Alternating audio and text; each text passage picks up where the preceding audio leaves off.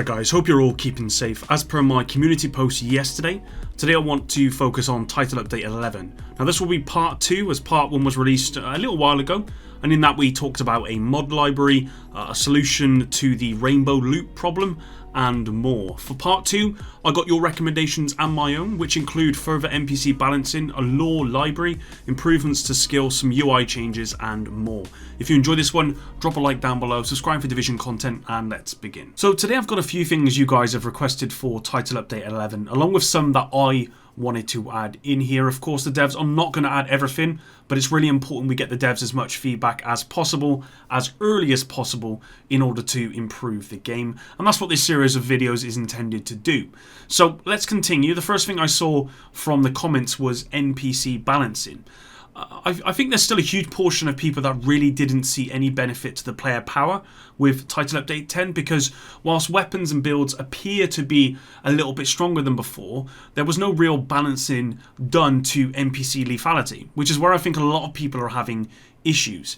Now, I've talked about this maybe a million times before, but I think the main issue is the amount of damage that NPCs can inflict in such a short period of time, even when that NPC could be, say, a red bar, for example.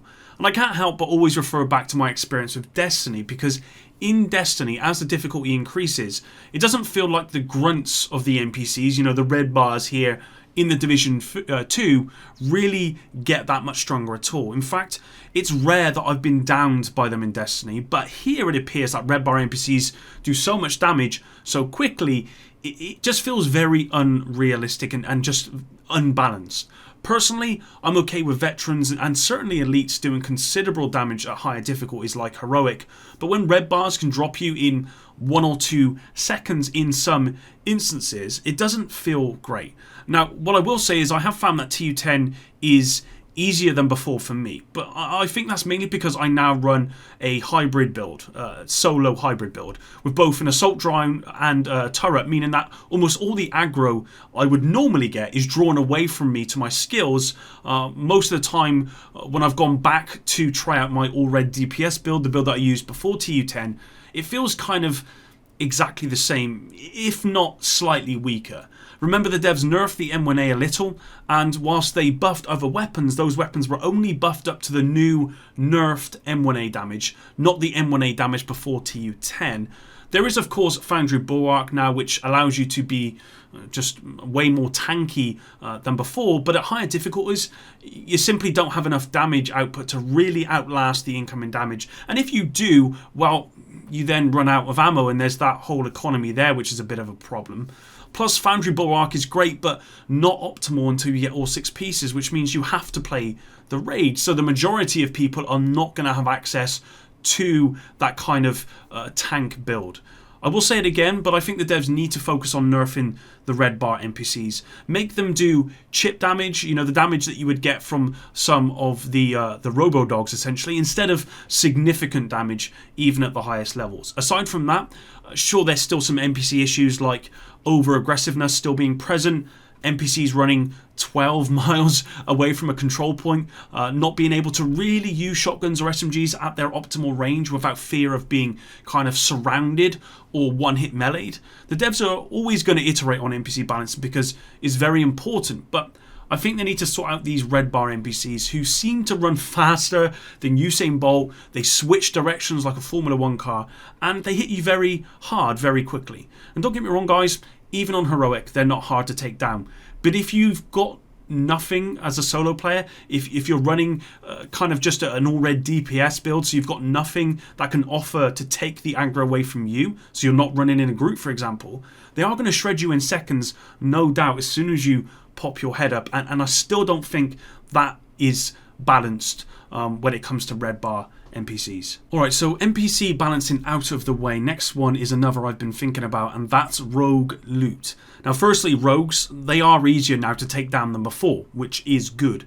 There's still a real challenge though, especially if you've got no real advantage like height or distance, or you're using a skill which will take away the aggro, but they are way more manageable than before. With that said, I've had numerous occasions where the rogue loot has dropped, and you know, it's just not worth the time for me.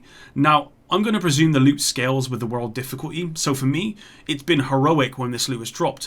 And we know the devs are making some changes with TU10.1 that should make loot better in general, with a higher minimum roll and max roll loot dropping a little more often. But personally, I think that because rogue encounters are not farmable and they are random instances, we should get one drop per rogue and it should be a max rolled item.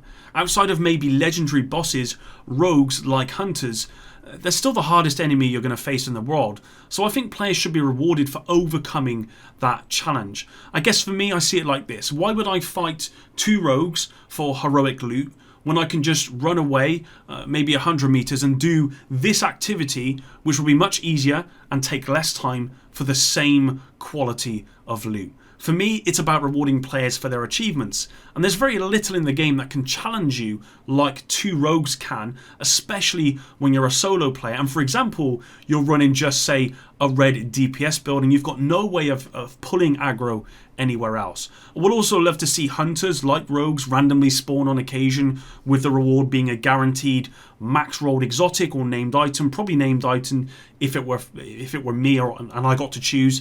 Hunters used to spawn in the underground mode from the Division, and it totally elevated the experience when that happened. So I really think the devs are missing an opportunity here when they just have them, watch you then kind of disappears. Players want to fight them, not just see them on a rooftop and watch them vanish into smoke. And I really think players are missing out on that experience. And I think it's something the devs can add in pretty quickly when you consider that they are in the game, because we've had to fight them before for their masks. Moving on, and there's one UI change or option to change and another improvement needed, and these are loot columns and skills.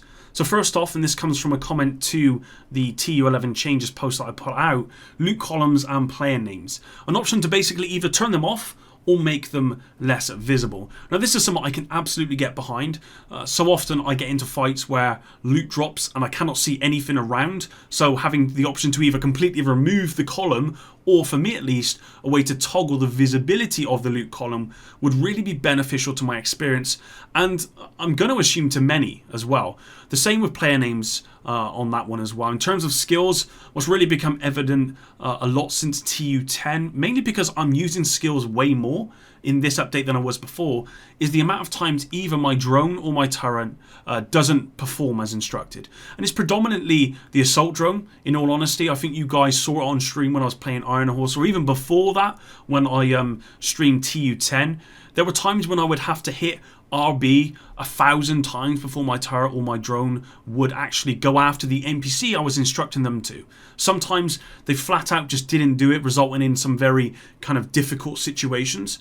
Any skills that require some sort of user instruction needs to be vastly improved, because it's beyond stressful when I tell my drone to stop shooting that NPC and instruct them to shoot this NPC, for them just to ignore me and then have that NPC rock up on me and with no real resistance in the way. The assault turret isn't quite as bad and does feel more responsive, but could still do with some work as well. Any of you guys use other skills where this happens? Leave it in the comments below.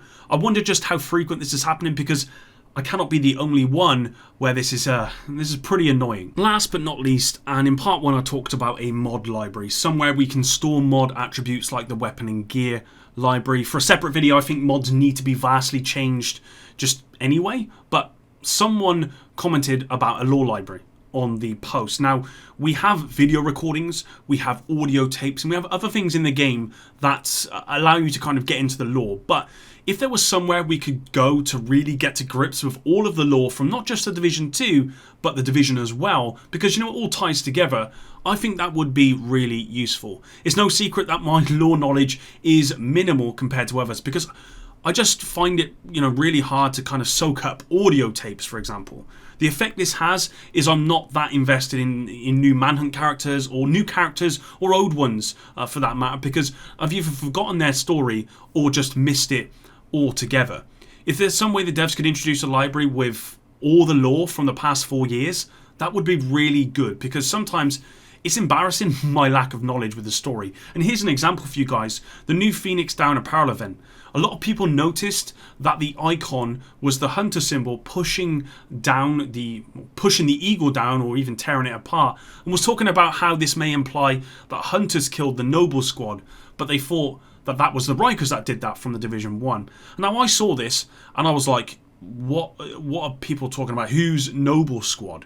Having one place to get all of your division lore would be ideal for me, because I have no idea about this stuff. I never heard of this stuff, and other people did. They clearly soaked up the story way better than I could, and I'd like to go back and maybe look into that, if that makes sense, in the game, rather than having to go and find my own sources. It's not that important. I know there are way more important things like content, for example, than a lore library. So maybe not for TU11, just maybe something they consider for the future. But I would like to see it. I think it would really be helpful for a lot of players. It would certainly help me out. But that's it for today's video, guys. Thanks very much for watching. Thanks very much for sticking around if you have all the way until the end. Really, really appreciate it. If you haven't dropped a like on the video, I would really appreciate a like on the video, a comment, all of that sort of stuff. It just helps out the video a lot, and it just shows your support for these kind of videos where I'm talking more about changes and less about the news, but more in-depth stuff on the game itself.